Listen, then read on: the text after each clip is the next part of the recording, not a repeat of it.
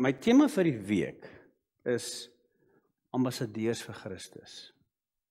En ek was actually verbaas om te ontdek, ek gebruik die Engelse Bybel maar altyd. Dis ek verbaas om te ontdek dat, ek vind dit nie in die Afrikaanse vertaling nie. Die Afrikaanse vertaling sê gesand, maar ek sal nou 'n bietjie meer sê oor dit.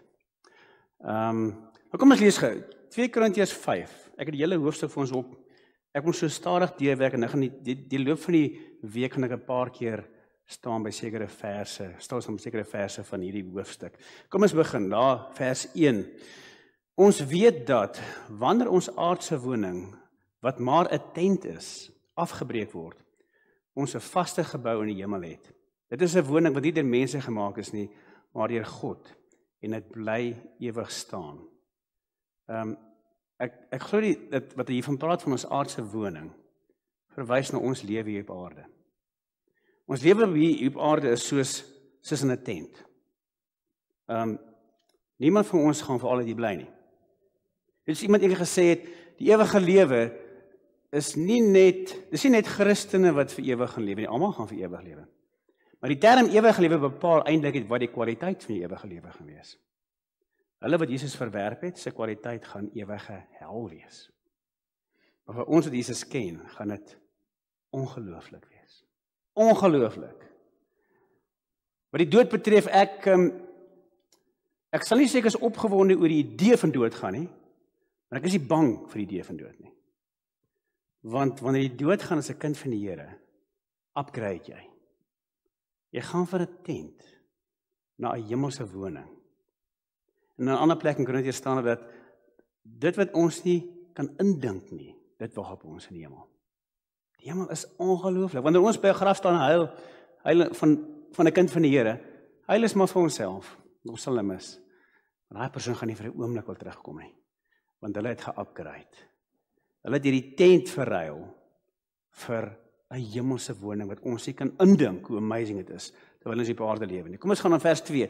Terwyl ons in die tentwoning leef, sug ons, want ons verlang daarna dat ons woning uit die hemel ons sal oordek. Ek bedoel, vir wie is daar nie op aarde, vir wie tye op hierdie aarde maar regtig moeilik en swaar is nie. Ek het al soveel kere dink myself, ag Here, is eintlik maar nice wees as hy vandag kan kom. Maar hy kom nie. Hy gaan eendag kom. Ons weet nie presies wanneer nie. Maar tot dan is ons in hierdie tentwoning en ons sug baie keer. Maar deur die genade van die Here kan ons aangaan, hy gee ons die krag. Dan sê ons wil nie ontkleed wees en naak voor God staan nie. Ons wat nog in die tentwoning is, sug en voel bedruk omdat ons nie van die aardse liggaam afstand wil doen nie. Ons wil die hemelse bo die aardse aantrek sodat ons wat sterflik is, verteer kan word deur die lewe. Ek sal later week meer sê oor dit. Kom ons gaan aan. Wat ons vir hierdie oorgang voorberei het, is God. Hy wat ons vir hierdie oorgang voorberei het, is God. As waarborg hiervan het hy ons sy gees gegee. Is dit nie amazing om God se Heilige Gees in ons te hê nie? Dink net daaraan.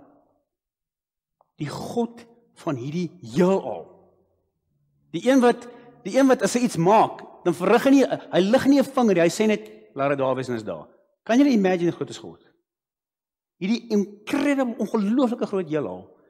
En hy sê net, laat dit daar wees. En dis daar. Dat hy kies om in elkeen van ons te bly. Wow. Dis so goed. Dis so goed die president trek in jou huis in. Okay, miskien, kom ons niks verder. As jy nie vir die president hou nie, gaan jy nie daar wil hê nie. Maar imagine hy's 'n regtig 'n goeie president.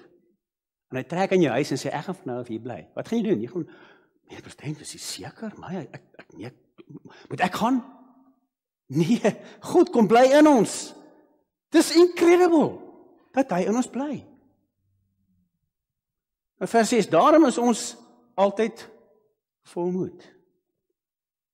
Daai tye wat jy voel die lewe is te veel. Onthou God bly in jou. Dis nie asof hy een kan staan, ver en kyk hoe dit gaan en ag shame, sies tog, ek hoop hy maak dit. Hy is in jou. Elke swaar kry, elke moeilike tree, COVID, whatever. Hy is in jou en hy ervaar dit saam met jou.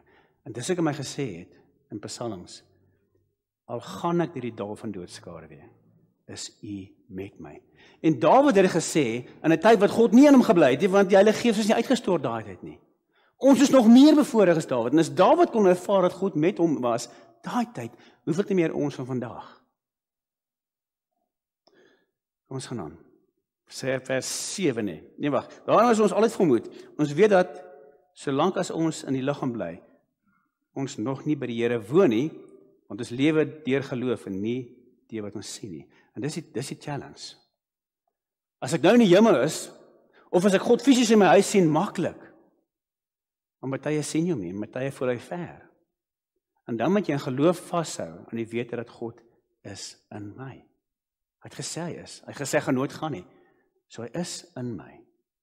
Ek het 'n kollega in OM praat ons baie keer oor daai tye wat waar die geld op is. En die supporters se geld is dalk ook op. En sê Here, wat nou? Om aan die Here vas te hou. My een kollega sê altyd, ek sal aan die Here vashou, en if I bust, I bust.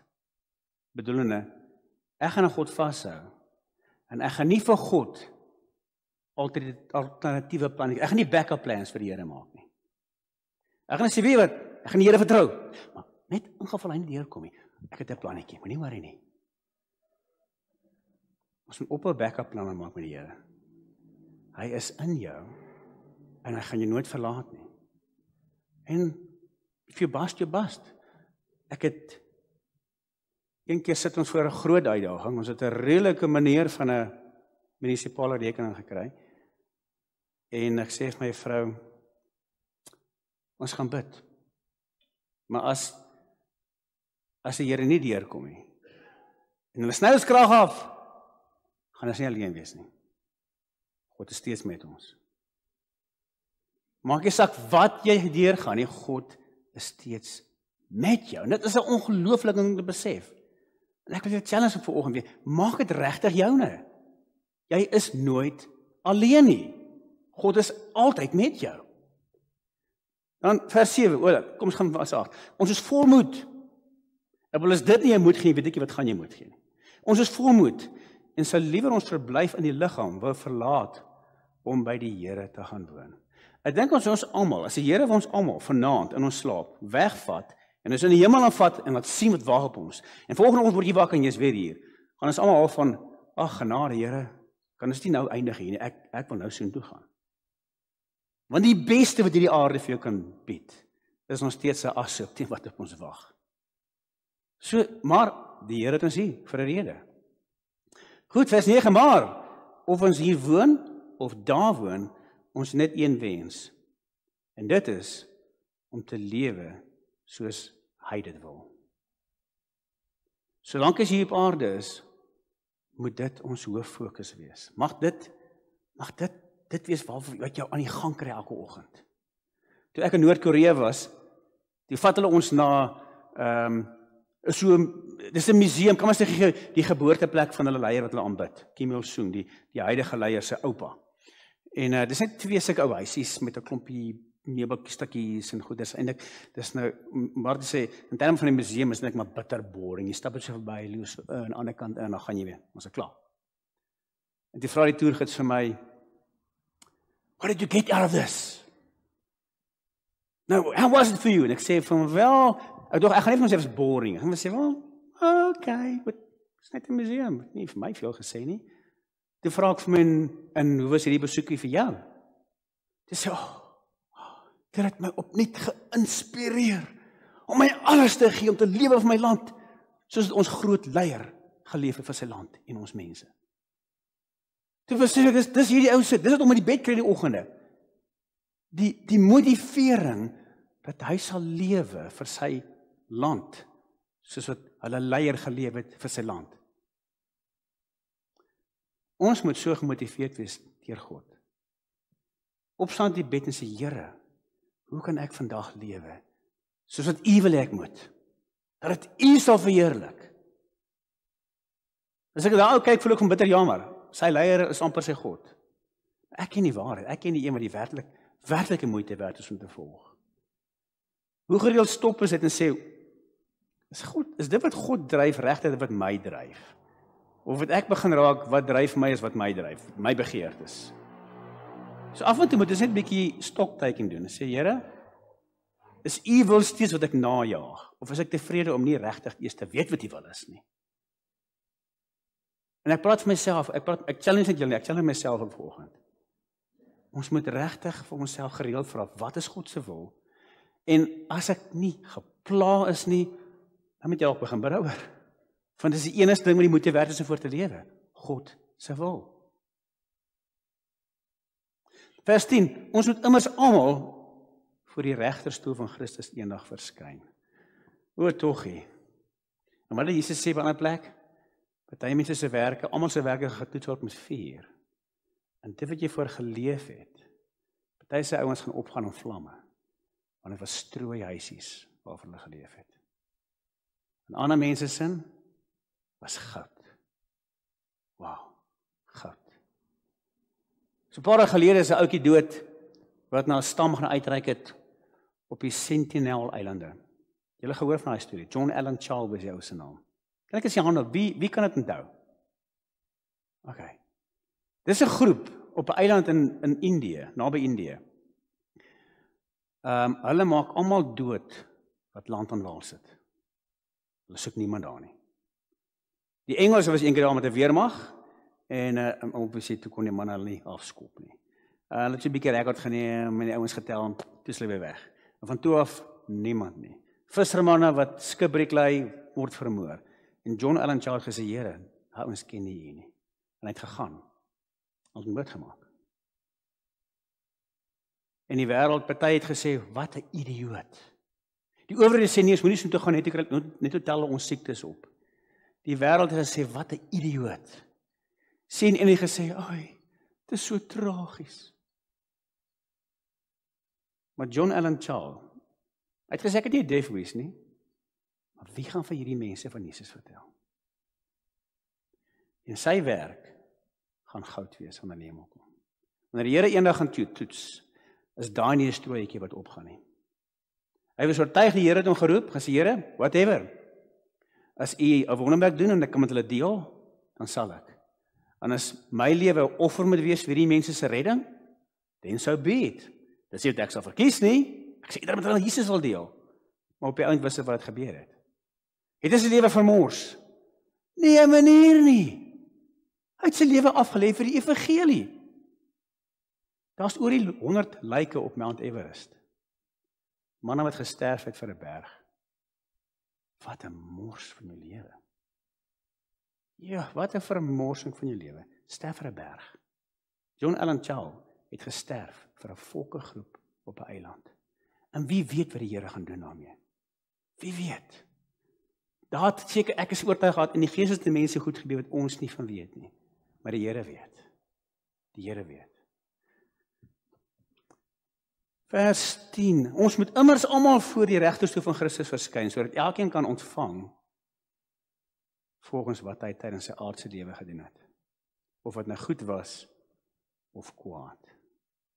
Vers 11, ons weet wat dit beteken om die Here te dien. Daarom probeer ons die mense oortuig. God ken ons bedoelings en ek vertrou dat julle ook van ons bedoelings oortuig is.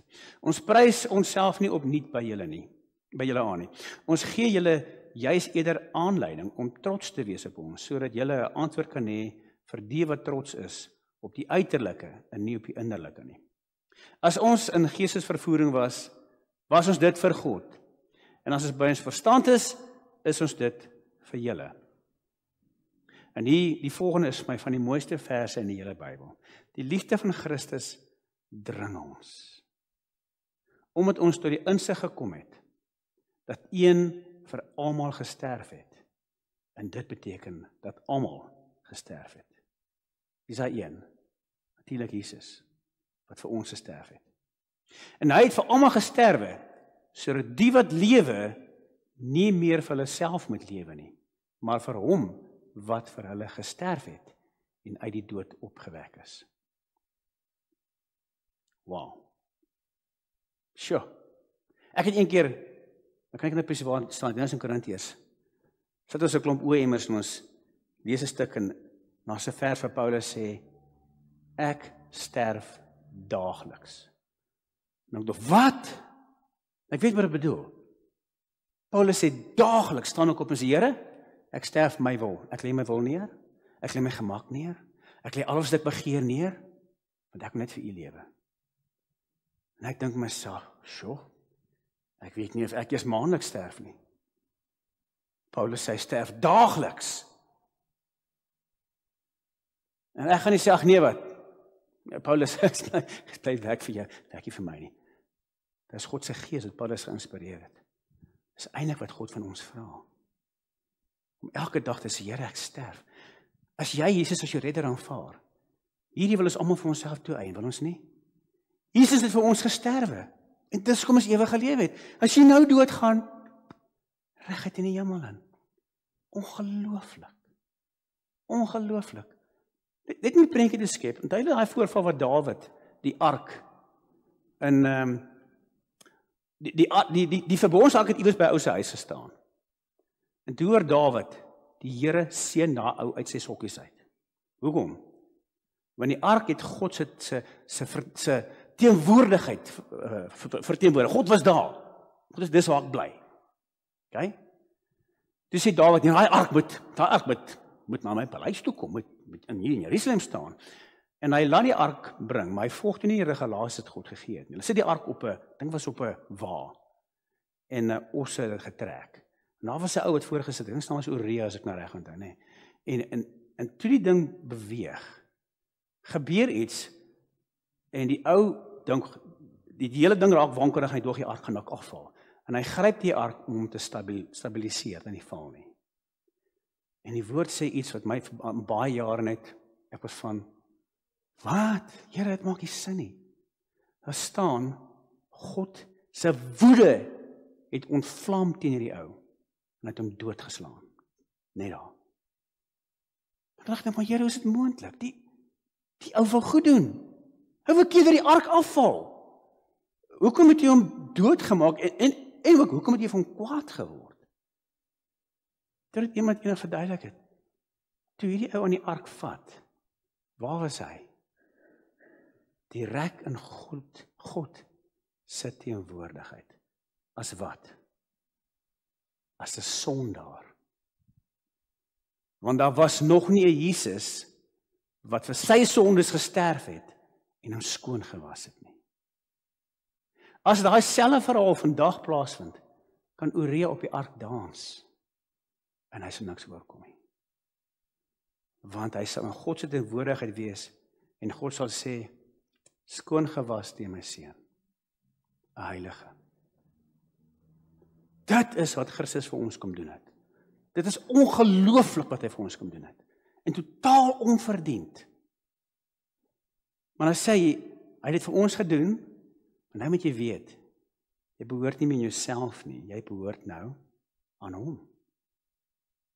So, ons kan nie meer vir onsself leef nie. Die woord daag ons uit. Ek sien nie uit, hy beveel ons om nou te lewe vir God. Om elke dag te sê, Here, okay, ek gaan myself sterf, hoe wil U my vandag gebruik? En dit maak nie saak of jy voltydse sending is, of 'n dominee, of 'n dokter, of 'n besigheidsman, of wat jy ook al doen nie, God kan en wil jou daar gebruik. So die vraag is, okay, Here, as ek nie sending in Turkye is nie, wat wil U vandag doen met my? Ek wil lewe soos wat U wil hê ek moet lewe. Want ek behoort nou nie. Hy het vir almal gesterwe, sodat die wat lewe, nie meer vir hulle self moet lewe nie, maar vir hom. Vir hom moet ons lewe. En dan sê hy, ons beoordeel nie, vers 6 nie, ons beoordeel dus vanaf niemand meer volgens menslike maatstaf nie. Al het ons Christus vroeër volgens menslike maatstaf beoordeel, bedoel nou toe Jesus op aarde was en die ouens probeer uitfigure, wie is hy nou eintlik? Nou beoordeel ons hom nie meer so nie. Niemand wat aan Christus behoort, is 'n nuwe mens. Die ou is verby, die nuwe het gekom. Dit is alles die werk van God. Hy het ons deur Christus met homself versoen en aan ons die bediening van die versoening toevertrou. Wat beteken versoen? Hy het kom regmaak. Dit wat Uria nie gehad het nie, Daar was nie 'n versoener tussen hom en God nie. So hy verskyn in God se teenwoordigheid, sondaar, God het so opperste weersinne sonde, dood. Nou, verskyn in God, Jesus is my versoener. Verskyn voor God, Jesus is my versoener. En God sê, wow, skoon gewas.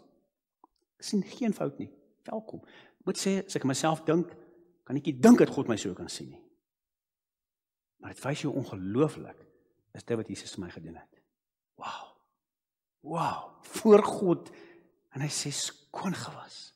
Ek voel amper, Here, ek dink jy mis 'n ding of twee, kan ek jy gou vertel? Nee, die Here sê, ek sal nie eens daaraan dink nie, want jy is skoon gewas.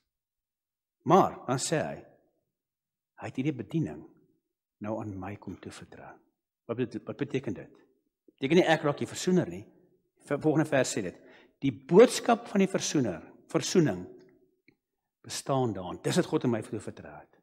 Dat ek hierdie boodskap van wat Jesus kom doen het, hierdie ongelooflike ding wat hy kom doen het, moet deel met ander. Die boodskap van die versoening bestaan daarin, dat God deur Christus die wêreld met homself versoen het. En die mense hulle oortredinge nie meer toereken nie. Daar is nie 'n beter boodskap onder die son nie. Mense, dit gaan nie oor, Sendeweg gaan nie oor om almal Christene te maak nie. Sendeweg gaan nou oor om mense te laat besef dat jou sondes actually weggewas kan word.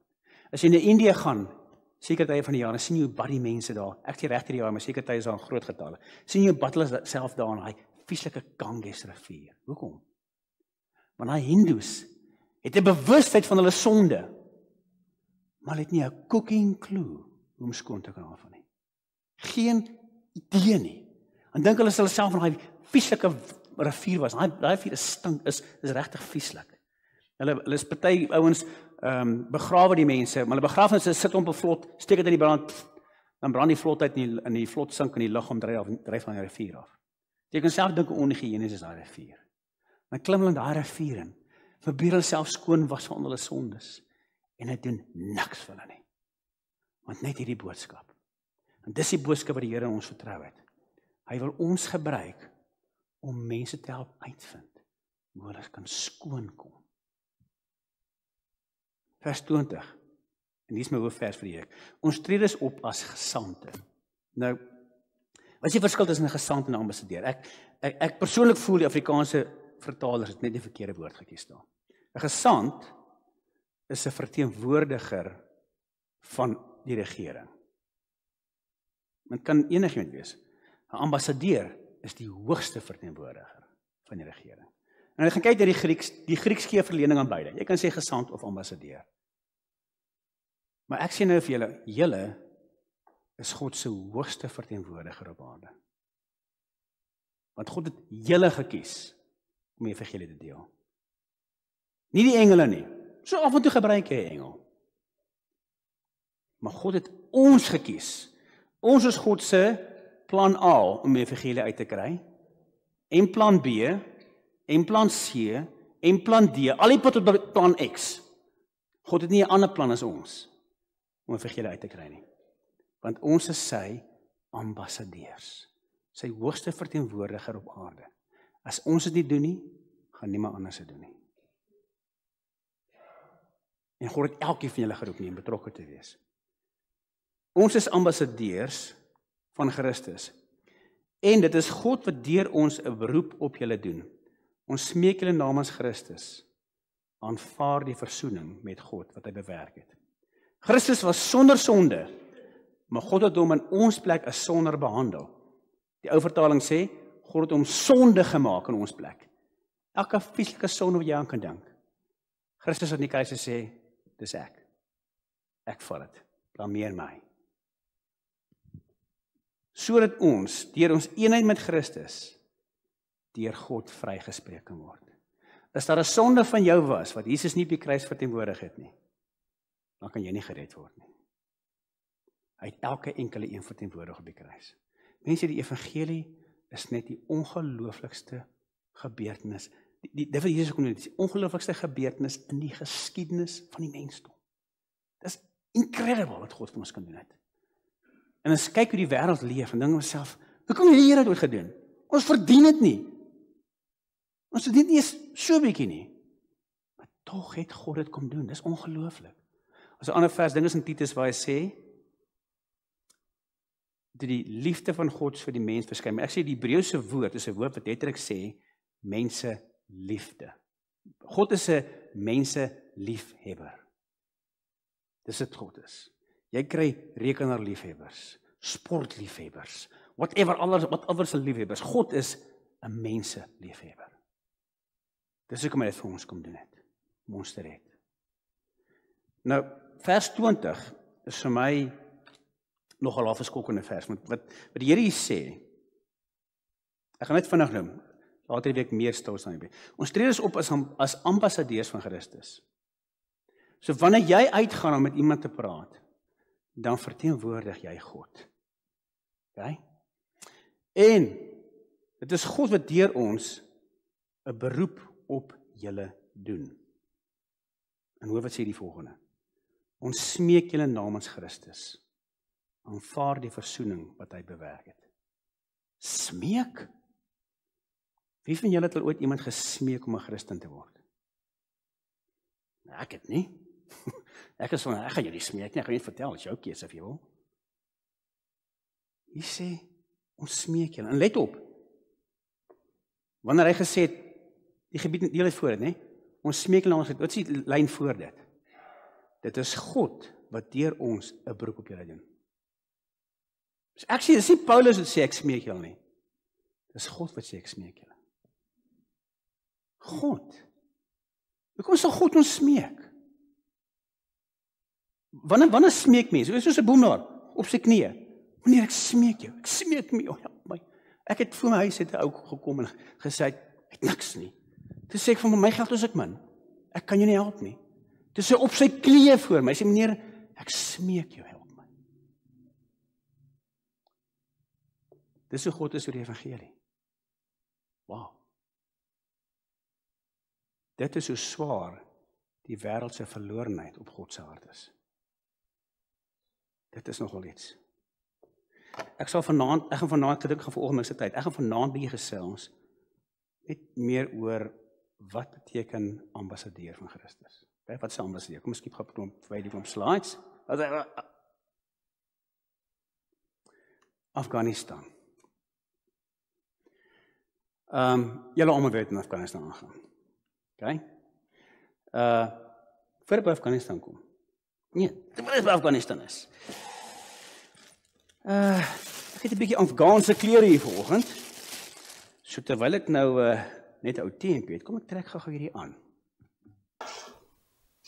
Alright. Dit is sekere groepe in Afghanistan wat hierdie dra. Dan sê. En my vroutjie is reg om saam met my openbaar te gaan rondloop, maar sy moet agter my loop. Nou, toe die Taliban in bewind was hierdie 'n vereiste. Geen vrou mag in die openbaar gegaan het. Geen vrou mag in die openbaar verskyn het sonder hierdie nie. As selfs net 'n arm onder die ding verskyn het, was vrouens in die openbaar aangeval. Ek het 'n video gesien waar 'n vroutjie haar arm het opgegaan, al dit haar voorhang so gesien. Toe het 'n ou ouma met 'n rotang geslaan totdat sy haarself bedek het in die openbaar. Dis hoe die Taliban was. Geen wonder die mense wil nou in so 'n groot getalle vlug uit Afghanistan nie, want dis hulle ervaring. Dis waar hulle bang is. Nou, dis aan die Afghane wanneer hulle sit, hulle is vreeslik lief om te squat. Hulle kan so sit vir ure. Ek dink as ek so sit vir 10 minute is my knieë op. Ek weet nie, kan ek reg, hulle seker maar gewoon daaraan. Nou, dis 'n Afghaanse ete. So almal sit so op die vloer, om die tafel, almal eet uit dieselfde borde uit. Jy moet altyd so sit, jou voetsole moet net nooit na iemand toe wys nie. Dis die grootste belediging. Dit is soos om van iemand die F-woord te sê. Okay? As jou voetsole na 'n ander ou wys, so moet dit nooit doen nie. Jou voetsole moet altyd wegwys aan die ander kant toe. En ek was al by 'n paar Afghaanse ete en ek moet sê, na ou so vir uur gesit met jou bene gekruis, dan is my bene moan erg, dan sukkel ek om op te staan. Maar ja, hulle is seker gewoond daaraan. Nou, okay. Of julle gou gewys, wat dink julle? Waar is hy dan? Sê. Alright. Leon, vat gou graad punt. Ja, wat? Ek sal nie slaan nie, moenie waar nie, maar. Vat daar. Okay, jy het toestemming. Okay, kom ons loop. Moet kyk hoe lank is hier. Wat dink julle is hierdie? Het ek enige voorstelle? Wat dink julle is hierdie? 'n hoed. Het ek ander voorstelle? Dit is 'n hoed. Wat is dit nog? Dis ook 'n kus. Die Taliban gebruik hierdie as hulle hoedens. Swart is hulle gewildste kleur, party sal ook wit gebruik, maar swart is die gewildste een. So jy rol hierdie ding op, vou op 'n manier op, rol op jou kop. Dis nogal 'n storie met jou storie ken om te doen. En dan as jy ou sterf in 'n geveg, dan dra hulle sy lijk toe in met hierdie ding en hulle begrawe hom. So dis jou hoed en jou kus. Jy loop met jou kus op jou kop rond. Okay, dankie Rihanna. Nou kom ons kyk gou wat tans in Afghanistan aangaan. Die land staar 'n redelike onseker toekoms in die gesig. Want niemand weet wat die Taliban regtig gaan doen nie. Hulle beweer dat hulle hierdie keer nicer en vriendeliker gaan wees, maar ons regtig geen waarborg daarvan nie. Ons kan net bid daarvoor. Nou, hulle bevolking, dis verstom, 40 miljoen mense, 99,7% is moslems, waarvan tussen 85 en 90 Sunnis is, en die ander is Shias. Hierdie is 'n belangrike statistiek, en die Taliban is Sunnis. En die Sunnis en die Shias is oor die wêreld nie regtig vriende nie. Die Taliban haat die Shias. Hulle maak meer Shia moslems dood as Christene. Dan, en natuurlik baie van die ouens nou gevlug het, is Shias, wat wegkom vir die Sunni Taliban. Christene minder as 0,3%, 0,03%, skus. Ouderdom is 'n jong land, as gevolg van oorlog. 63% van die bevolking is jonger as 24. 41% is jonger as 14. Dis 'n verskriklike jong bevolking. Gemiddelde ouderdom 19,5 jaar. Ja, dis ongelooflik. Dan die 30ste Augustus is die laaste Amerikaanse en Duitse en Britse en ek weet nie wie nou almal troepe gehad nie. Het hulle onttrek en wat die kerk in Afghanistan betref, geen bekeerlings word toegelaat nie. Dis totaal teen die wet om Christendom te verlaat vir enige ander geloof. Ek wil Islam te verhou vir enige ander geloof. Daar's nie 'n kerkgebou in Afghanistan nie. Alhoewel die kerk in Afghanistan, so klein as hy was, het homself laat registreer kort voor die Taliban oorgeneem het. So amptelik is hulle geregistreer, maar ek weet nie hoe lank vir die Taliban verband. Maar daar is nie 'n kerkgebou in Afghanistan nie. En ons weet nie presies hoeveel Christene daar nie. Ons reken tussen 10 en 15,000. Maar dit was voor so baie mense nou gevlug het. So baie van die Christene het pad gegee. Maar iemand wat wel kontak het met Afghaanse Christene op die grond sê hulle reken omtrent so 40% van die pastore het besluit om te bly. Want iemand moet lig wees in daai land. Dan een terug wat ek al gesê het. Volgens geopende deure is net Noord-Korea 'n gevaarlike plek in die wêreld om 'n Christen te wees. Nou sê Christen te wees, wat is nou van 'n plaaslike inwoner om 'n Christen te wees. Okay. Vroue, Afghanistan word gereken as die slegste plek in die wêreld om 'n vrou te wees. 87% van Afghaanse vroue kan nie lees of skryf nie. In 90% van die land is dit onwettig vir 'n vrou om enige vorm van onderrig te kry. Tussen 70 en 80% van alle getroude vroue sit in 'n huwelik wat op hulle afgedwing is. En party trou so jonk soos 16, selfs 15. En kinders, 'n hele generasie in Afghanistan het groot geword onder oorlog. Dis al wat hulle ken. Oorlog, bomontploffings, dood en vernietiging, dis deel van hulle lewe. Afghanistan word ook gereken as die slegste plek in die wêreld om 'n bejaarde te wees. Daar's geen regte voorsiening nie. En tradisioneel in families het hulle altyd gesorg vir bejaardes, maar so baie families is so gebroken van al die oorloë, dat daar dat die pap baie keer op die grond val. Dat die bejaardes hulle self alleen vind. Dan die vlugtelinge. Die laaste 2 weke van Augustus het 123.000 Afghane, saam met die Amerikaners en die geleerdes, Afghanistan verlaat. Dit is die grootste ontruiming in die geskiedenis. 123.000 mense, ongelooflik. En dit is net die wat uitgevlieg het. Dis nie die ander 1000 wat oor die grense gaan het na die buurlande toe nie. Hulle reken daar is in totaal 2.6 miljoen Afghaanse vlugtelinge reg oor die wêreld. Pakistan, 'n buurland van Afghanistan, sit met 1,5 miljoen van hulle. Iran, nog 'n buurland, net so oor die 3/4 miljoen. Duitsland 180.000, Turkye 130.000. Dis die 4 lande met die meeste Afghane in. Maar veral oor die man in Duitsland is ons nogal opgewonde. Want hierdie ouens het gevlug vir hulle lewens voor ander moslems. Moslems het vlug voor moslems. En dit maak hulle oop vir die evangelie. En daar is 'n ongelooflike geleentheid om hulle te bedien met die evangelie.